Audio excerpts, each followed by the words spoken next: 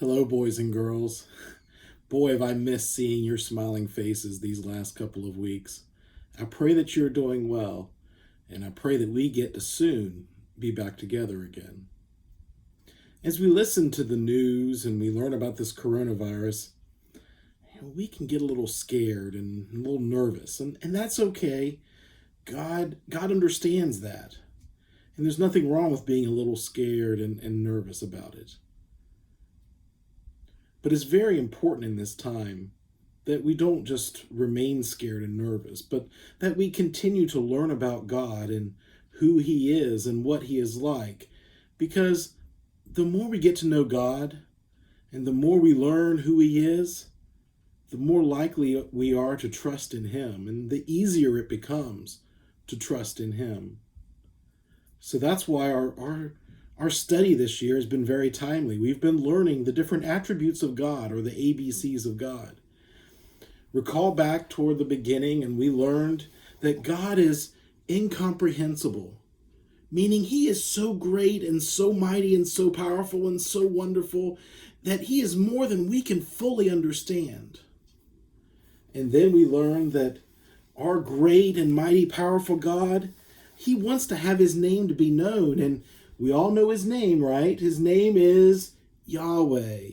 God wants His name to be known. And we also learned that God was never created. He's always existed, and He always will exist in the future. He has no beginning and no end. And what is our word for that? Eternal. God has no beginning and no end. And then just last time when we got together, we learned that God made everything. God is the creator. God is the creator. Normally, when I introduce a new attribute, I have a blessing box and it has a clue inside of it. Unfortunately, my blessing box is locked up at church. But I still have a clue here with me. And I have a clue to what attribute we're going to learn about this week. I have here in my hand, anyone recognize what maybe these are? These are puzzle pieces. All right? I have puzzle pieces in my hand. Now, why in the world would I have puzzle pieces as something to teach us about God? What could they teach us about God? Well, what is a puzzle? A puzzle is a really big picture, right? And you take pieces that are part of that big picture and you piece them all together. And when you piece them all together, you're able to see that big picture, right?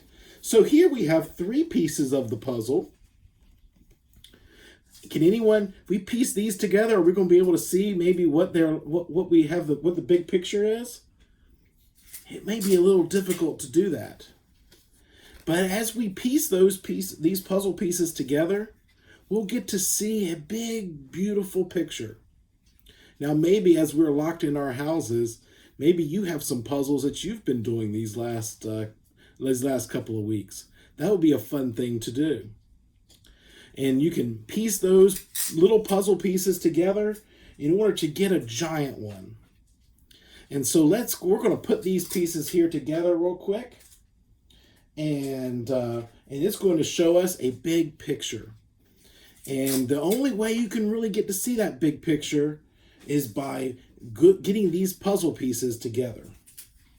All right, so here, I'm going to finish this up here.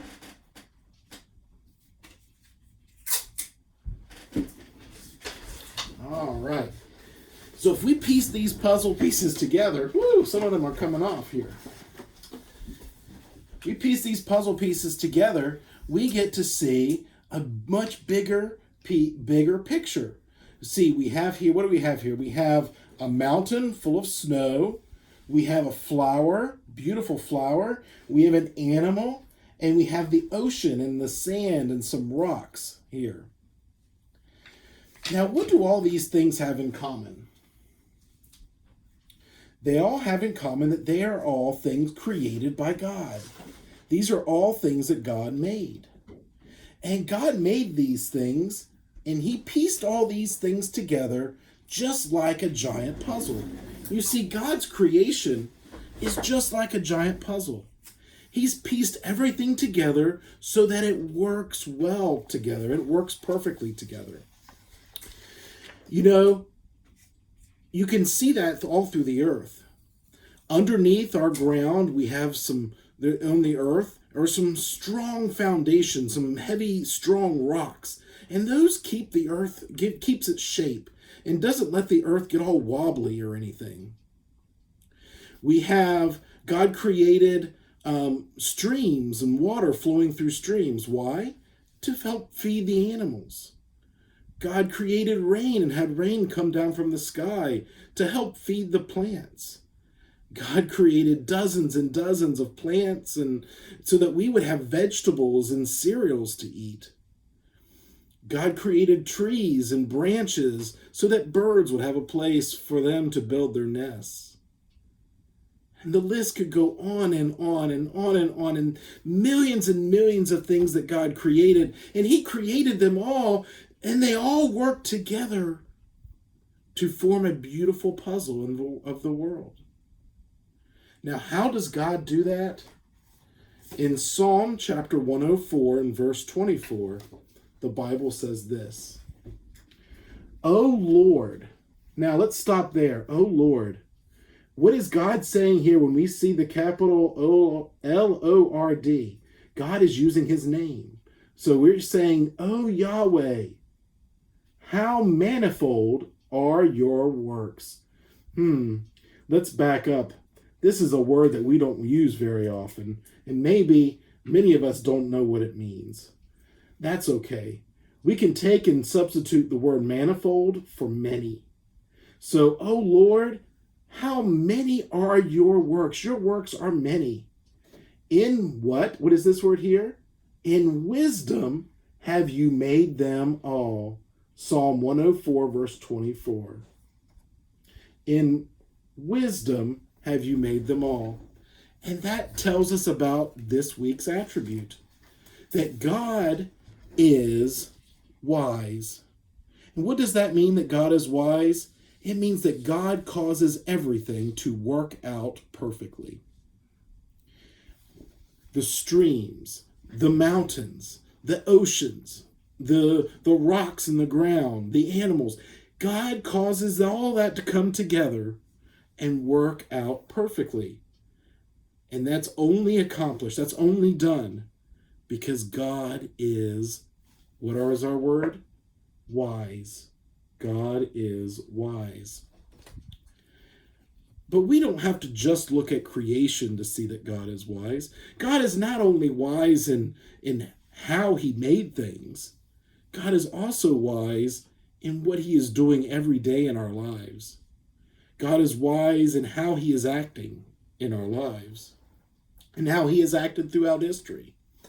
One of my favorite people in the Bible is a man named Jacob. Does anyone remember Jacob? Maybe you remember his grandfather. His grandfather was Abraham. His daddy is Isaac. And God made some very big promises to Abraham and Isaac. God also made some promises to Jacob. God was going to fulfill those promises he had made to his grandfather and father. He was going to fulfill them through Jacob. And God came to Jacob in a dream, and he told him, and let me read it to you. In Genesis chapter 28 and verse 13, God said, I am the Lord your God, the God of Abraham your father and the God of Isaac. The land on which you lie I will give to you and to your offspring. And your offspring shall be like the dust of the earth, and you shall spread abroad to the west, and to the east, and to the north, and to the south. And in you and your offspring shall all the families of the earth be blessed. What is God promising there to Jacob? What promise is God making? He's saying that he and his descendants are going to number like the dust of the earth. They're going to number so many, it's going to be like the dust of the earth. And his descendants and his family was going to be a blessing to the whole earth.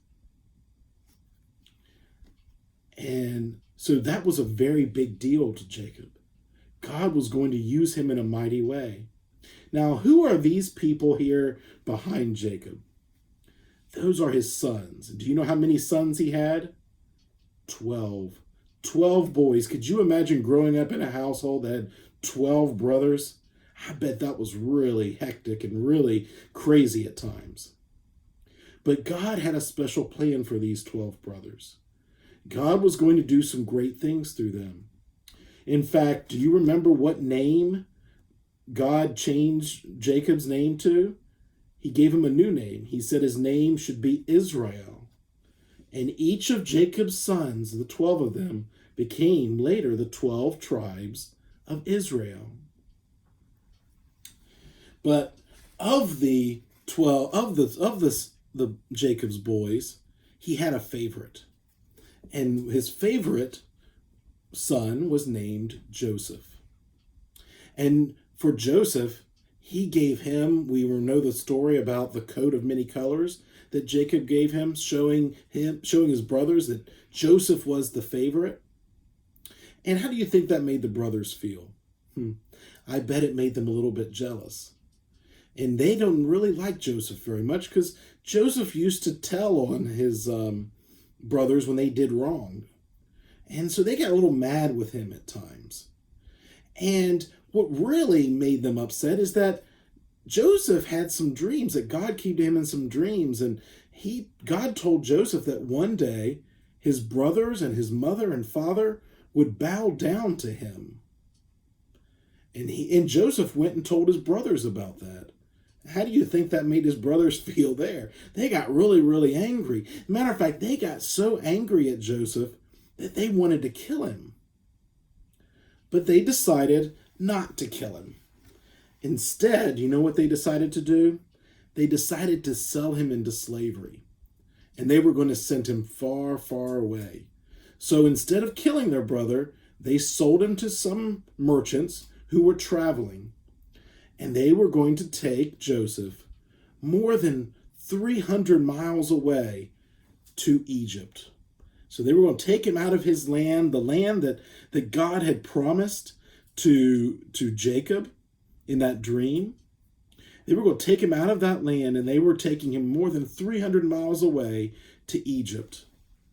And when he was in Egypt, he became a slave, a worker in a important man's home, and he did such a good job in that home that he was promoted and promoted again, and God blessed him and God provided for him to the point where he began to run that household where he was in.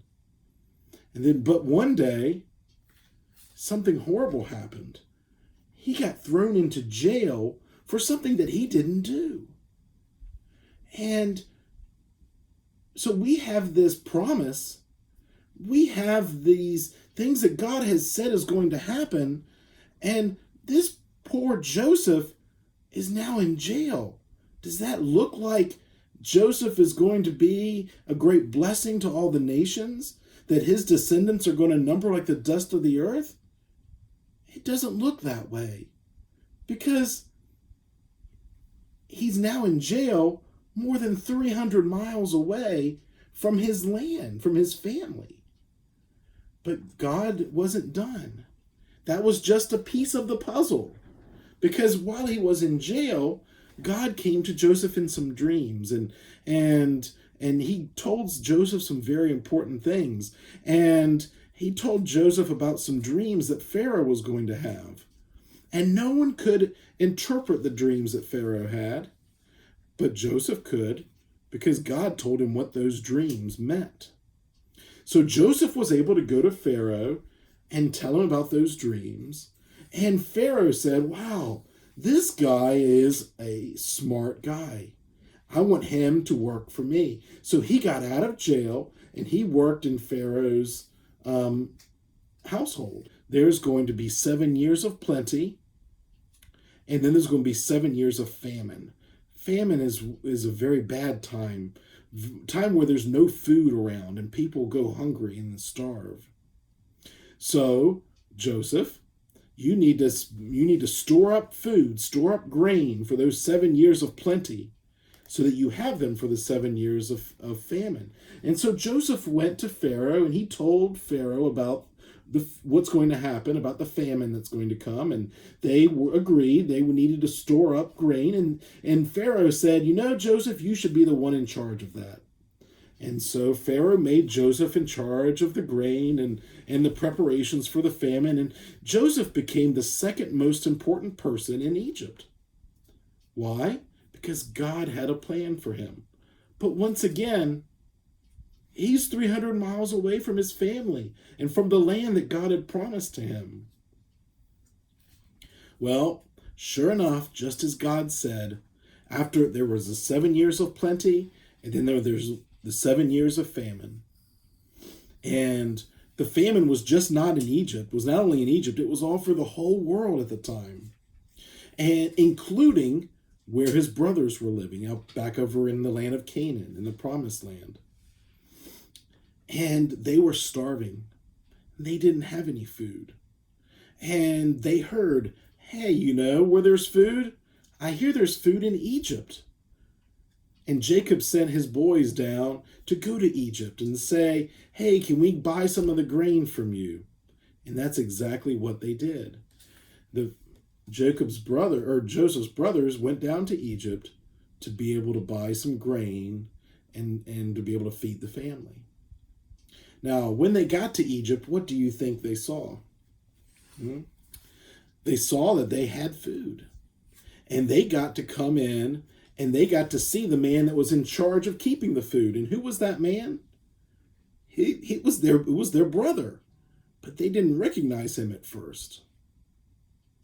And Joseph was able to provide for them, revealed who he was, and told them, hey, go back to the land of Canaan, and get your dad, our dad, and bring him back to Egypt, and we will provide for you all here, because he is second in command. He could provide for his whole family. And that's exactly what happened. They went back, and they got the family, and the family was brought down to Egypt, and Jacob and his favorite son Joseph was able to be rejoined together, and God provided for the family, and the family was able to grow and multiply, and God blessed them and blessed them and blessed them. You see, lots of different things happened in Joseph's life. Some good things and some bad things. But God had a plan for it all. Each of those things happened for a reason. And God worked them all out to paint a beautiful picture of what his life was going to be like. And to provide for what God wanted to happen. Because God used some very bad things. Being sold into slavery, being thrown into jail for no reason, being away from his family. God used all of those things and he worked them out to paint a beautiful picture and to fulfill his promises. You see, our life is no different than Joseph. We go through things and we go through times that we may not know, why are we going through this? Why do we have the coronavirus? Why are we stuck in our homes? Why are we going through and suffering all this like this? Why can't we go to church and have Sunday school there? Well, that's a piece of the puzzle. That's what we're seeing for right now. But know that that puzzle piece is going to be put together with all the other puzzle pieces of our lives. And because we know that God is, what is the word? Wise? Because we know that God is wise, we can trust God that this is just a temporary thing and that God has a greater plan, because God has promised to cause everything to work out perfectly. And God alone is able to do that because he is wise. Well, boys and girls, I'll be praying for you this week. And I pray that you would grow better in your understanding of who God is and what God is like, and to be able to better understand how truly wise God is, and that he is going to work all of this out for his perfect plan. So until next time, I'll see you later.